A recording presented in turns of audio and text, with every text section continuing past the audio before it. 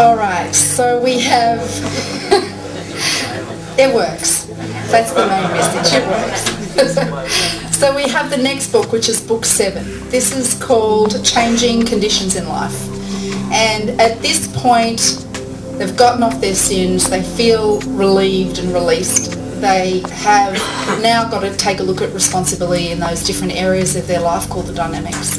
And they revisit the area of family, self, groups, etc. And then they apply particular formulas of things to do to improve the condition in that dynamic. So let's face it, say the second dynamic, which is family and maybe husbands and wives, brothers and sisters. Often a student that comes into Narconon having used drugs for a long time, they have actually destroyed a lot of the love in their second dynamic with families and friends, and they've got a bit of repairing to do. They've often, like Dave's dad said, he's been to hell and back, and a lot of the family members have, and often there is some amends to be made and things that the student themselves, and nobody's telling the students, this is what's so different about Narconon as opposed to psychology and other methods, is nobody's telling the students what to think or what to do or how to fix their integrity. They do their own study and make their own decisions on what they need to do, and then they go and do that.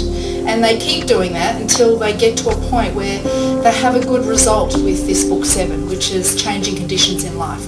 And it's at this point they may even make decisions on what their future plans are going to be when they leave Narconon, and they may have to leave the centre and go out and visit people and do whatever they feel they need to do to repair relationships. So we have Brooke, who's going to talk to us about book 7, the Changing Conditions in Life.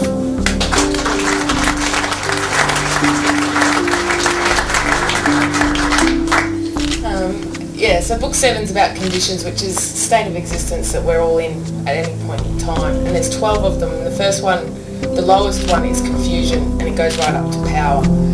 Ultimately, we want to be right at the top, but when we're drug addicts, we sort of slip right down the conditions. We don't know how to get out of it. We just sort of get stuck and really don't know what to do. So book 7 shows us the steps that we need to do to move on up. Really good book, and it's really empowering to know how to improve your life. At the end of book 7 we do RPEC, which was absolutely amazing, and that's repairing of past ethics conditions. And when I first went into it, I went in with Kerry, and I thought, oh my god, what's going to come up? And I actually went back to when I was 3 years old, the condition that I was in at 3, and how that impacted my entire life from there on. So through applying all the steps of the formulas, I was able to move on up to normal, and from now on, it's great. Yeah, that's it, straight on up to the top.